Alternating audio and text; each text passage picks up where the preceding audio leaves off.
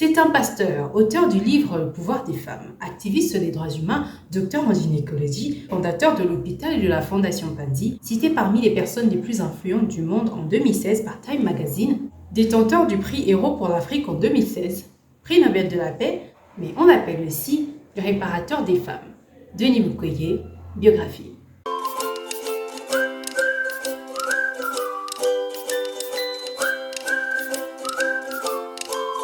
Salut la compagnie, j'espère que vous allez bien. Je suis très heureuse de vous revoir aujourd'hui pour cette nouvelle vidéo. Bon visionnage. Né le 1er mars 1955 à Bukavu, au Congo belge, Denis Mukwege est le troisième de 9 enfants nés d'un pasteur pentecôtiste. Il effectue ses études primaires à l'Athénée royal de Bukavu, puis poursuit ses études secondaires à l'Institut Bwindi de Bukavu, où il obtient un diplôme en biochimie en 1974. Après 2 années passées à la faculté polytechnique de l'université de Kinshasa Unikin, il trouve sa voie en s'inscrivant en 1976 à la faculté de médecine de Burundi. Après avoir obtenu un diplôme de médecine à l'université de Burundi en 1983, Mukwege a travaillé comme pédiatre à l'hôpital rural de Lemera, près de Bukavu. Cependant, après avoir vu des patients qui souffraient souvent de douleurs, de lésions génitales et de fistules obstétricales après l'accouchement en raison d'un manque de soins appropriés, il a décidé d'étudier la gynécologie et l'obstétrique à l'université d'Angers, en France, jusqu'en 1989. Son éducation a été principalement financée par la mission pentecôtiste suédoise. Après avoir terminé ses études en France en 1989, Mukwege est retourné travailler à l'hôpital Lemera.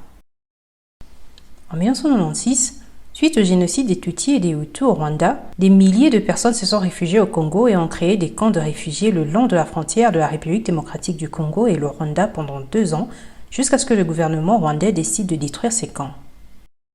Cela n'était que le début d'une longue guerre qui a causé la perte de plus de 10 millions de vies humaines. Au début de la première guerre du Congo, l'hôpital Lemera a été attaqué et ses patients et ses collègues ont été tués et l'hôpital saccagé. Le docteur Mukwege s'est enfui à Bukavu où il a fondé l'hôpital Panzi en 1999. Sa construction a été principalement financée par des organisations d'aide chrétienne suédoises et l'Agence suédoise de coopération internationale de développement. L'hôpital de Panzi a continué de bénéficier de l'Organisation de coopération et de développement de la mission pentecôtiste suédoise, PMU. Depuis sa création, l'hôpital de Panzi a traité plus de 82 000 patients souffrant de lésions et de traumatismes gynécologiques complexes. On estime que 60% de ces blessures résultent de cas de violences sexuelles utilisées comme armes de guerre, la plupart des patients de l'époque venant de la zone de conflit. Mukwege a décrit comment ces patients sont arrivés à l'hôpital parfois nus, généralement dans un état horrible. Lorsqu'il a observé que différents groupes armés utilisaient les lésions génitales comme armes de guerre pendant le conflit de la fin des années 90, Mukwege s'est consacré à la chirurgie réparatrice pour aider les femmes victimes de violences sexuelles. L'Institut allemand pour la mission médicale a soutenu le travail de Mukwege avec ses fonds et ses médicaments. En 2008, la Fondation Panzi RDC à but non lucratif a été créée afin de soutenir le travail de l'hôpital Panzi avec une assistance juridique, un soutien psychosocial et des programmes socio-économiques. Une Panzi Foundation aux USA a ensuite été fondée pour promouvoir les collectes de fonds aux États-Unis d'Amérique et encourager les investissements dans l'hôpital et la Fondation Panzi. En septembre 2012, Mukwege a prononcé un discours aux Nations Unies dans lequel il a condamné les viols de masse perpétrés en République démocratique du Congo et a critiqué le gouvernement congolais et d'autres pays pour ne pas avoir fait assez pour arrêter ce qu'il appelait une guerre injuste qui a utilisé la violence contre les femmes et le viol comme stratégie de guerre. La République démocratique du Congo a été qualifiée de pire endroit au monde pour être une femme et de capitale mondiale du viol en raison de l'ampleur de violences sexuelles commises contre les femmes à la suite du conflit en cours. L'ONU a déclaré que la violence sexuelle est plus répandue en République démocratique du Congo que dans tout autre pays du monde. Le 25 octobre 2012, 4 hommes armés ont attaqué la résidence de Mukwege alors qu'il n'était pas chez lui, ont retenu ses filles en otage et ont attendu son retour pour l'assassiner. À son retour, son garde et ami proche est intervenu et a été abattu par les assassins. Ils ont raté Mukwege alors qu'il tombait au sol pendant le tournage. Après la tentative d'assassinat, Mukwege s'est exilé en Europe et l'hôpital Pandey a rapporté que son absence est un effet dévastateur sur ses opérations quotidiennes. Mukwege est retourné à Bukavu le 14 janvier 2013 où la population l'a reçu avec un accueil chaleureux. Il a reçu un accueil particulièrement chaleureux de la part de ses patients qui avaient réuni les fonds nécessaires pour payer son billet de retour en vendant des ananas et des oignons. À 13 ans, Mukwege a pris la décision de suivre les traces de son père et de devenir un ministre pentecôtiste, ce qui a été une expérience transformatrice pour lui. Il exerce en partie le ministère dans une église pentecôtiste à Bukavu qui compte 700 membres. Mukwege a cité à plusieurs reprises sa foi en Jésus-Christ comme la principale motivation de son travail à Pandey.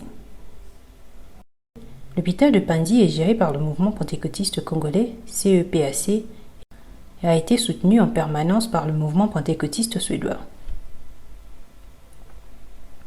En 2015, Mukwege a été invité à prendre la parole à Nyhemsveken, je suis vraiment désolé pour la prononciation, la conférence pentecôtiste annuelle dans le centre de la Suède.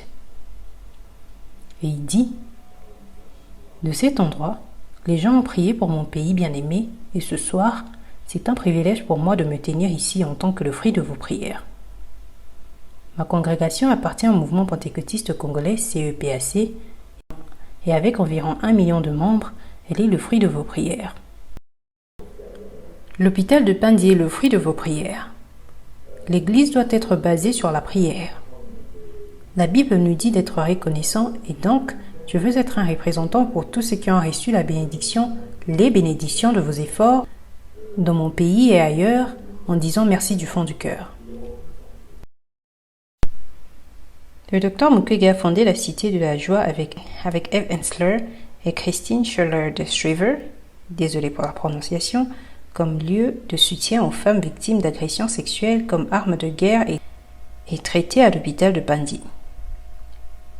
La Cité de la Joie s'efforce de soutenir la guérison du traumatisme mental et émotionnel du patient suite à l'agression tout en lui fournissant des compétences de vie et une formation en leadership pour assurer son succès dans sa communauté à son retour. La Cité de la Joie s'est avérée capable de transformer et de responsabiliser les points de vue des participants sur les questions financières et les décisions nationales. La Cité de la Joie a ouvert ses portes en 2011 et un documentaire Netflix a été publié sur la Cité de la Joie en 2016. Le 24 septembre 2015, Mukwege a obtenu un doctorat à l'Université libre de Bruxelles pour sa thèse sur les fistules traumatiques dans la région orientale de la République démocratique du Congo. En 2016, la Fondation Mukwege a été créée pour promouvoir les objectifs de l'hôpital et des fondations Pandey dans le monde entier et plaider pour la fin des violences sexuelles en temps de guerre partout. En tant que cofondateur de l'organisation, dont la nécessité de traiter la personne dans son ensemble.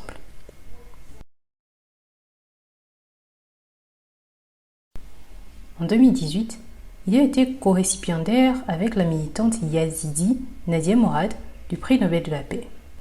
Dans son discours, il a dénoncé les crimes et les violences que subit sa population dans l'Est de la République démocratique du Congo, tout en faisant appel à l'attention de la communauté internationale.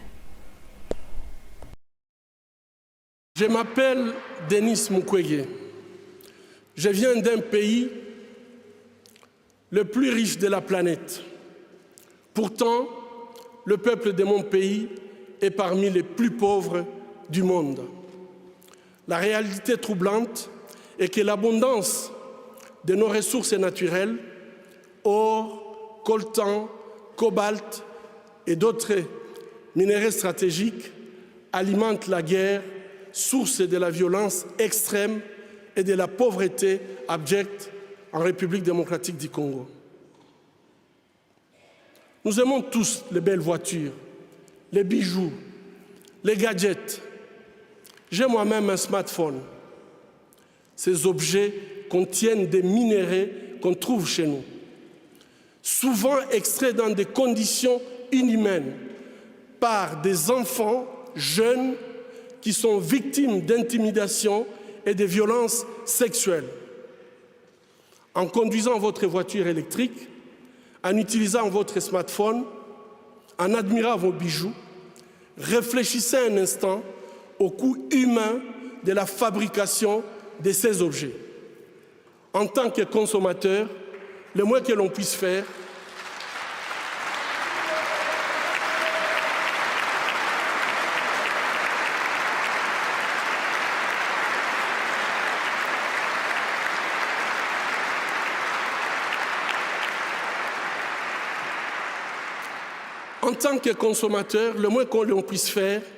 est d'insister que ces produits soient fabriqués dans le respect de la dignité humaine. Fermer les yeux devant les drames, c'est être complice. Ce ne sont pas seulement les auteurs de violences qui sont responsables de leurs crimes, mais aussi ceux qui choisissent de détourner les regards. Mon pays est systématiquement pillé avec la complicité des gens qui prétendent être nos dirigeants. Pillés pour leur pouvoir, pillés pour leurs richesses et leur gloire, pillés aux dépens des millions d'hommes, de femmes et d'enfants innocents, abandonnés dans une misère externe, tandis que les bénéfices de nos minéraux finissent sur les comptes opaques d'une oligarchie prédatrice. Cela fait 20 ans, jour pour jour, qu'à l'hôpital de Panzi, je vois les conséquences de cette mauvaise gouvernance de mon pays. Bébés, filles, jeunes femmes, mères, grand-mères, et aussi les hommes et les garçons violés de façon cruelle, souvent en public, en collectif, en insérant du plastique brûlant ou en introduisant des objets contondants dans leurs parties génitales. Je vous épargne des détails. Le peuple congolais est humilié, maltraité, massacré depuis plus de 2 décennies au vu et au su de la communauté internationale. Aujourd'hui, grâce aux nouvelles technologies d'information et de la communication, plus personne ne peut dire « je ne savais pas ».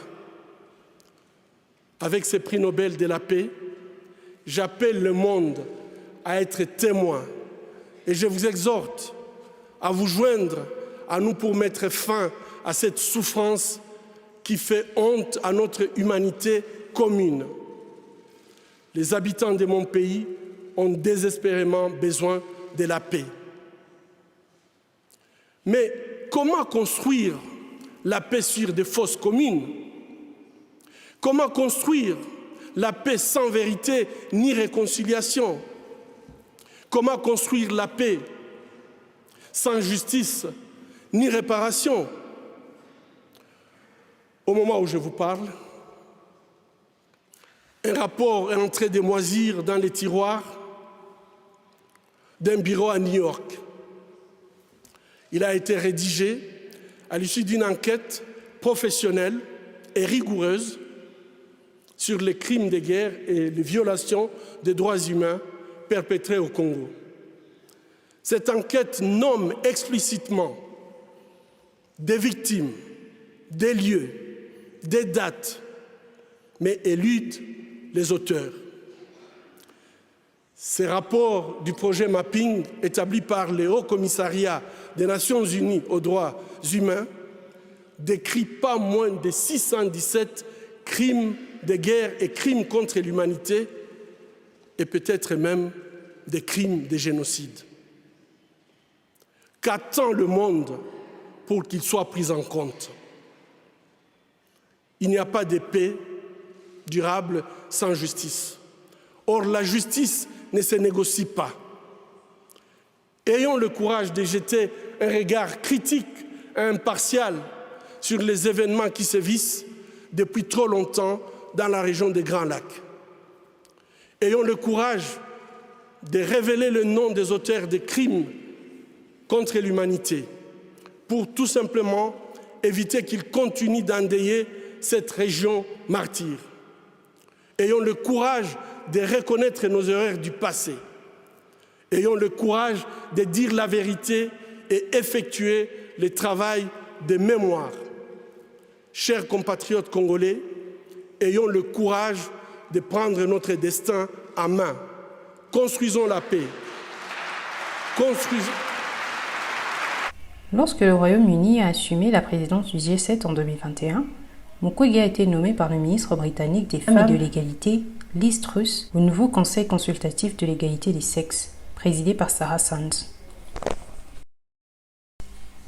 Il est détenteur de plus de 25 prix, reconnus à l'échelle internationale. Par exemple, pour ne citer que quelques-uns, Prix des droits de l'homme de la République française en 2007, Prix Olof Palme en 2008, Prix Clinton Global Citizen Award de la Fondation Clinton en 2011, Grand Prix de la Fondation Chirac pour la prévention des conflits en 2013, Hillary Clinton Award décerné par le GIWPS en 2014. Il détient aussi plus d'une dizaine de distinctions universitaires dont la plupart ne sont que des doctorats honoris causa, ce qui est un titre honorifique décerné par une université ou une faculté à une personnalité éminente. De l'université de Harvard à l'université protestante du Congo, en passant par l'université d'Angers, de Liège, de la Pennsylvanie, de la Nouvelle-Lisbonne, l'université de Montréal, l'université Montpellier, et j'en passe. Le Dr Mukwege est à ce jour auteur de 2 livres écrits, Pandi, sorti en 2014, et Le pouvoir des femmes, sorti en 2021. Aujourd'hui, Denis Mukwege est un héros aux yeux des Congolais, ou comme l'a si bien dit Albé Lanvray dans l'une de ses vidéos, c'est le plus grand des Avengers. Et voilà, c'est tout pour la vidéo aujourd'hui. J'espère qu'elle vous aura plu. J'espère aussi que vous allez aimer, partager et commenter. Je vous retrouve très prochainement pour une nouvelle vidéo. En attendant, je vous dis, you take care guys. I love you and bye.